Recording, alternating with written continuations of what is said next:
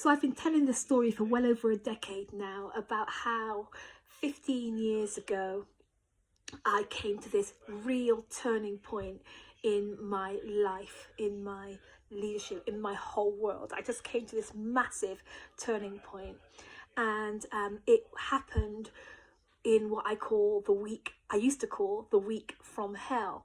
So what happened was, I was born with a facial disfigurement, right? So I'd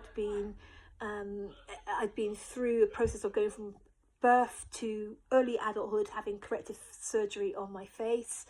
I had, as part of that process, been given an artificial eye and dark glasses that I used to hide my facial flaws, and I call that the beginning of my life behind the mask. And you know the story. I went into the world of work, the world of education, just into the world. I lived my life behind these masks until that fateful time, in that fateful week from hell in 2009, when it started off when a boy called me ugly, like in a room full of people.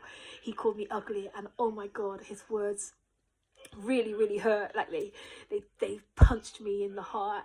And I remember, just sort of acting like he didn't bother me. Like on the outside I was saying one thing, but on the inside I was in so much pain when he called me ugly.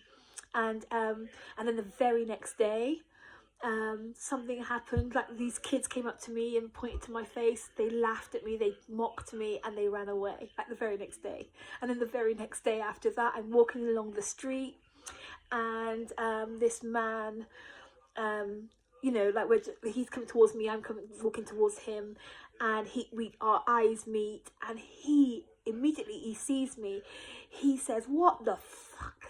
And he looks at me like with such disgrace, like, "Oh, like, you're disgusting." Like, that's how I felt it. That's what he said to me without words. Like, "Oh my God, you're so grotesque."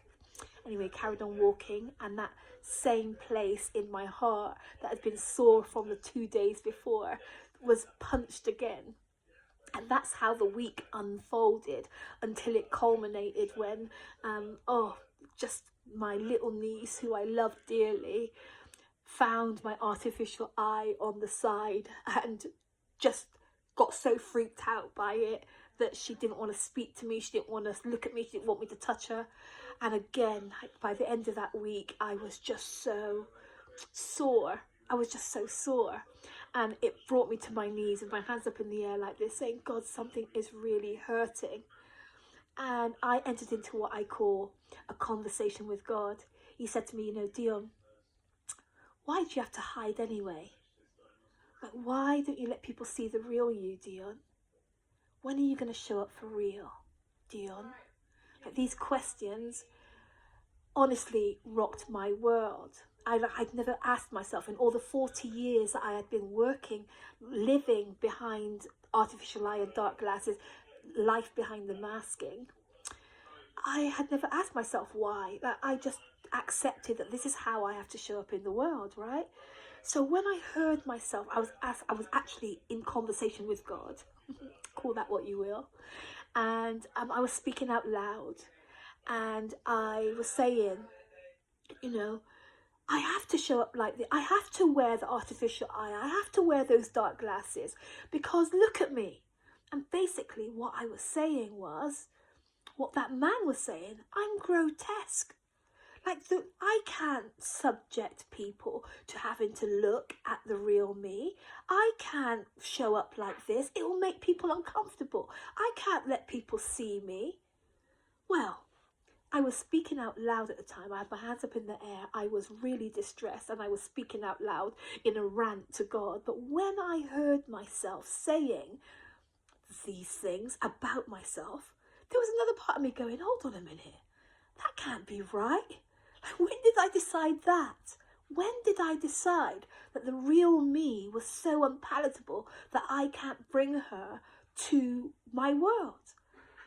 You see, the reason I'm telling you this story today is because what I discovered back then, in such a powerful, kind of dramatic way, is that we don't always know what we think about ourselves.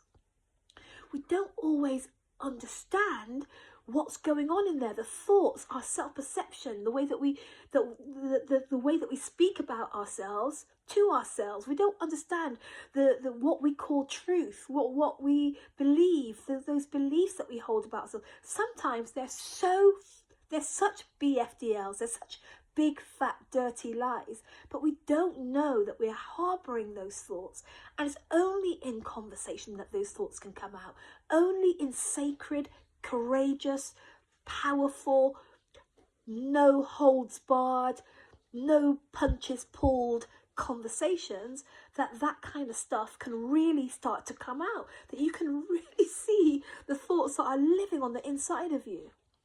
I'm telling you this because it's time for us, if you're a woman in senior leadership and you realise that there's more for you to be, that you desire to show up differently, that there is more for you to create and experience and express and make happen as a woman and a leader and a change maker, and you want to, but something's holding you back, I want to suggest that it's conversation that's going to help you see things, say things, recognize things that you're thinking in there that you don't know you're thinking, that you're saying to yourself that you don't know that you're saying, that are proving to hold you back. And it's only in the conversation that you discover them.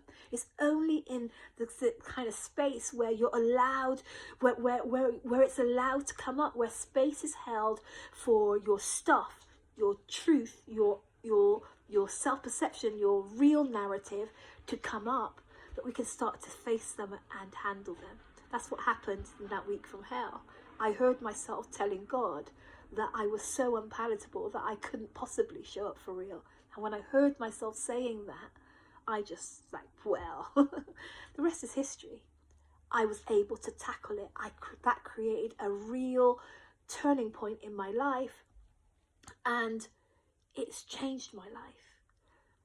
I'm so grateful. I used to call it the week from hell, but now I call it the week from heaven, because what it gave me was the opportunity to hear the thoughts that were in there and have them come out and decide how to treat them with the truth, how to tackle them and pull them down and pull them out and uproot them so that they could stop holding me back from the life that I am destined to live. This summer, I am hosting a 8-week for 8 women closed door executive coaching experience for women in senior leadership who know that they are they're at a threshold, that they're being called to higher levels of self-expression in senior leadership, that they are being called to be fully expressed as a powerful, influential voice in their space, but something's holding them back. Something's not there. You're at the doorway, you're at the threshold, but something isn't allowing you to cross over into that full version of yourself. You see, now you are at a threshold, and I want to help you cross it this summer. There's a link that accompanies this video that will tell you all about women at the threshold. It's going to be powerful, no holds barred, a free space, not free, but a space where you can freely talk and express yourself and hear yourself, hear those hidden thoughts that are going on the inside of you, because the truth is, we don't always know what we think about ourselves until we get into that kind of space where we can allow it to come up and out of us.